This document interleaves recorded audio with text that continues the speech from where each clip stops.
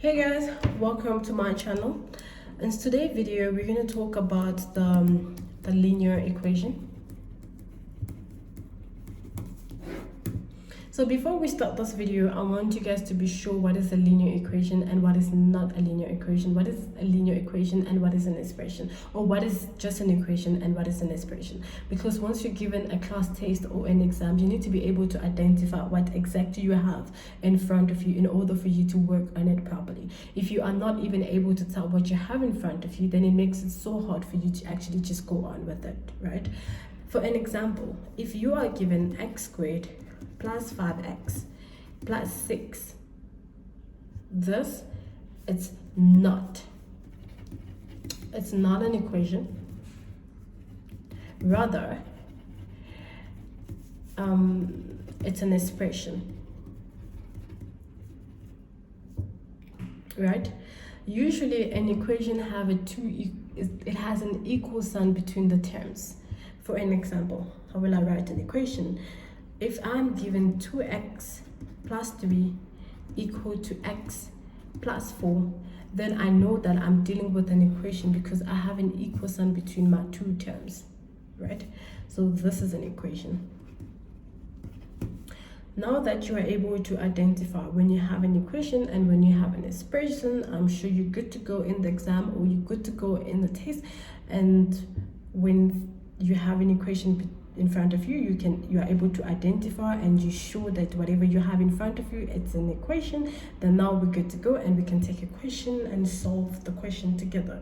I'm going to go step by step just to make sure that everything is easy. If you get stuck or if you find it difficult, and if you have a question for me, if you have something that you want me to solve in the future, just write it on the comment, or you can actually talk to me on my email if something personal that you want to talk about when it comes to your own equation solving problems.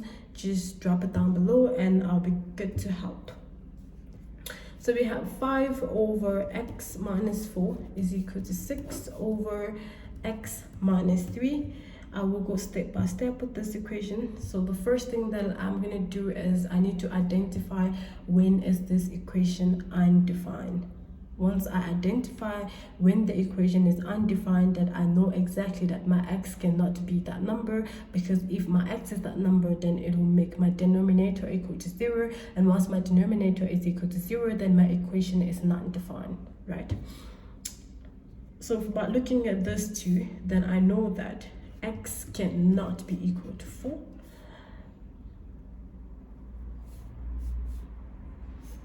And then x cannot be equal to 3. Once my x is equal to 4, I put it into the equation, then I'm going to have 4 minus 4, then it will make the denominator equal to 0, and once my denominator is equal to 0, then the term becomes undefined. And if I come to the side here, if my x is equal to 3, I put it into the equation, then I have x minus 3, then this will be a 0, then it will give me 6 over 0, that makes my equation undefined. So my answer cannot be minus 4, my answer cannot be 3, right? Just to be clear, my answer cannot be 4, my answer cannot be 3. So the first thing that I have to do is whatever I'm going to do on one side, then I have to do it on the other side. In order for me to get rid of the denominator at the bottom here, all I have to do is to multiply the numerator by x minus 4. But since I'm multiplying the numerator by x minus 4, meaning I will have to do it also on the other side, right? So when I'm on this side here, I will have to multiply my denominator by x minus 3. Since I'm going to multiply it by x minus 3 at the bottom here, meaning I will have to do it also on my other side. So for it to be easier, I'm going to multiply my numerator by x minus 3 and x minus 4. Then I have my 5, then it's equal to x minus 4. And then on the other side, I leave my 6 there. I said x minus 3, then x minus 4. Then I have my x minus 3. This is good to go. Whatever I did here, I did it there also. Then now I'm able to eliminate my denominator with my numerator, I just cancel it out, and my denominator and my numerator here cancels out too. So just to write this equation here proper, then I have 5x minus 3 is equal to 6x minus 4. Cross multiply, no, multiply it in out, multiply this in through. So I have 5x minus 15, then 6x minus 24. After I'm done with this step, then I have to group the x terms together, then the terms without the x together. So I'm gonna have 5x minus 6x is equal to 24 minus 24 plus 15. Here I get a 9 minus 9, and then here on this side I get a minus x. So divided by minus 1 divided by minus 1, just to get rid of the x, just to get rid of the minus sign in front of the x, then I get my x is equal to 9. Right? So the next question that we're going to take is, it's usually one of the questions that many students make mistakes with, and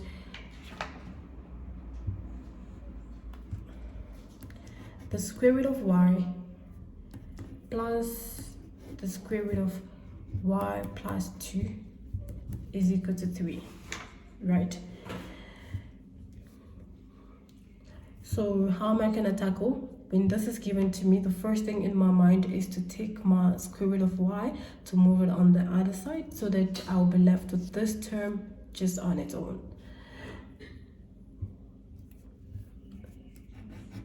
Square root of y plus 2 is equal to 3 minus the root of y. Once my equation is written like this, the next thing that I want to do is I want to get rid of the square root sign.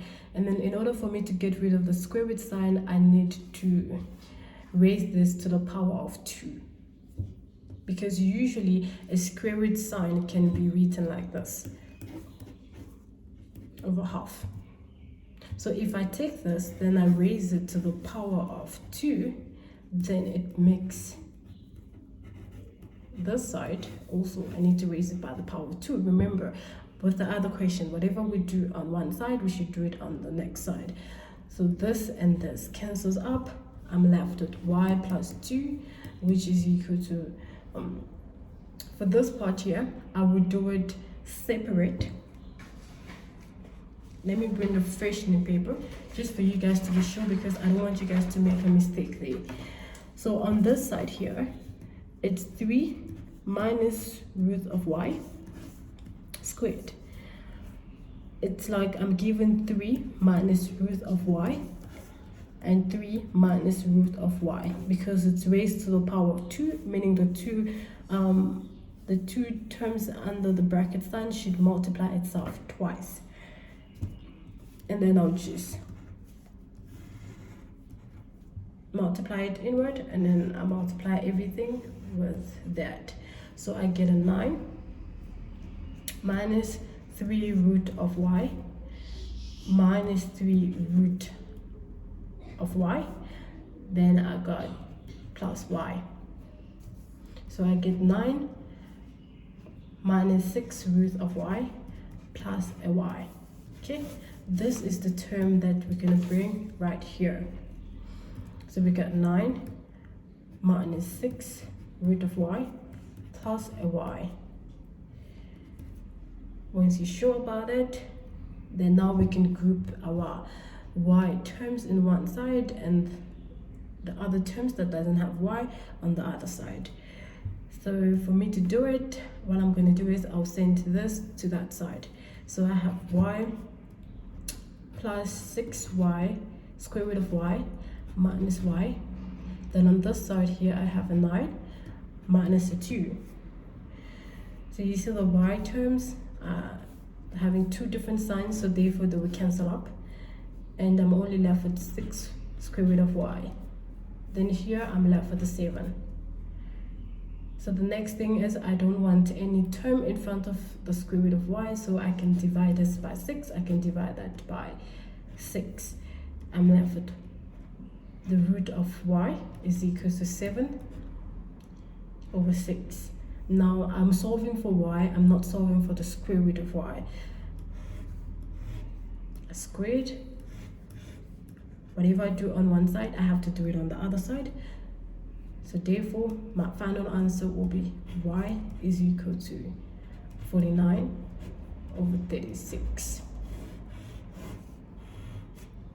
Good to go, right? Hopefully you are understanding these questions and hopefully it's making sense to you. Don't forget to drop a comment below if you think you still do not understand it. I'm glad to help, and I'll be glad to do a video again on the same question. So the next question that we're going to take, I'm sure it's going to be like the final question that we will be able to take for today. I have 3x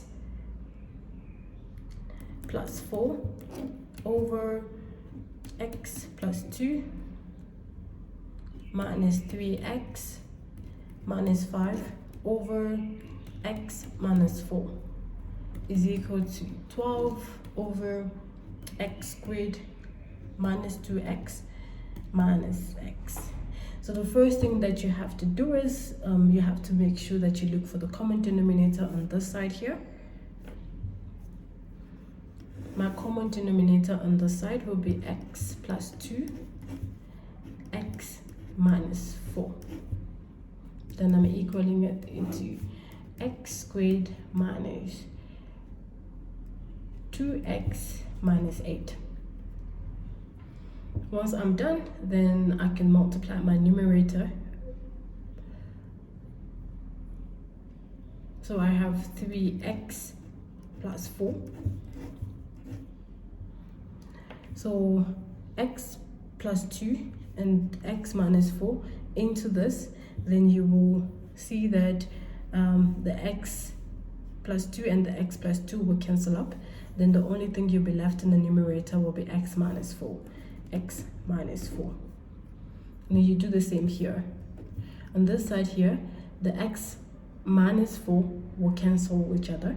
So you'll be left with 3x minus 5, x plus 2, right? And then here we have a 12.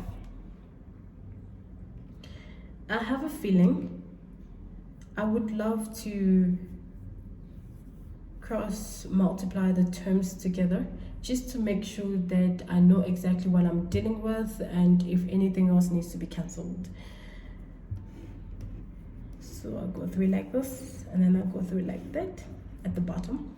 So my denominator suddenly becomes x squared minus 4x plus 2x minus 8 is equal to x squared minus 2x minus 8.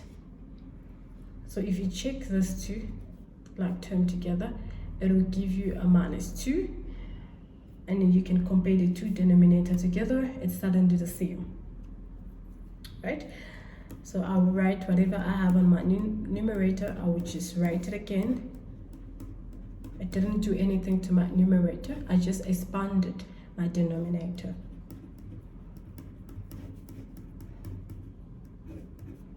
And then I have a 12.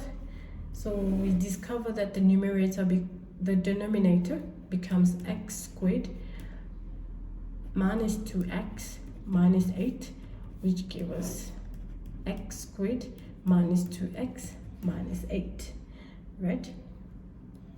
3x plus 4, x minus 4 minus 3x minus 5, x plus 2 and 12. So this will cancel each other because they are the same. So if I have to cross multiply by the same term, it will cancel each other. And then I have just my numerator left. X minus 4 minus 3x minus 5, then x plus 2 is equal to 12. Cross multiply.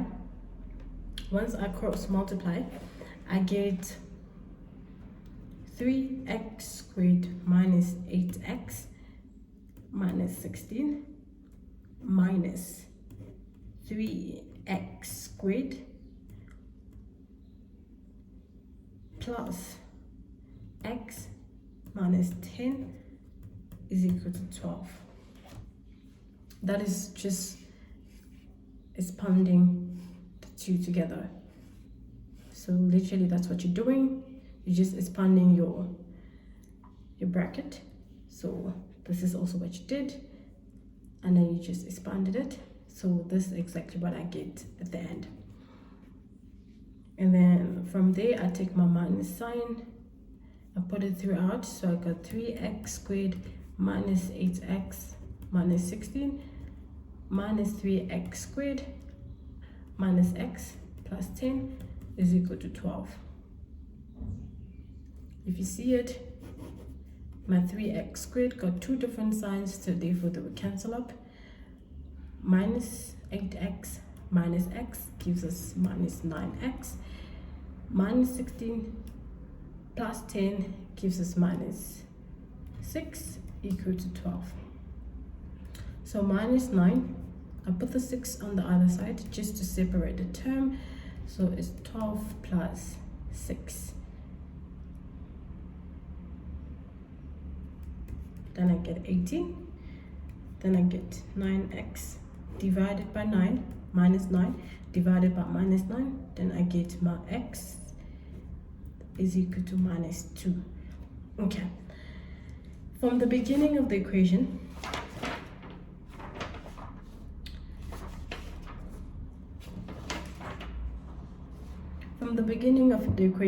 look, like going back to what we did with the other equation, you will probably identify that looking at the denominator here, that my x shouldn't have been minus 2. My x shouldn't have been a minus 2, and then my x shouldn't have been a 4, and my x shouldn't be a 0. If my x is a minus 2, I put it here into my equation, then it's going to be a minus 2 plus 2. It will make this term a 0, which makes it undefined. But the answer that we're getting, it's minus 2. So therefore, this answer is not defined.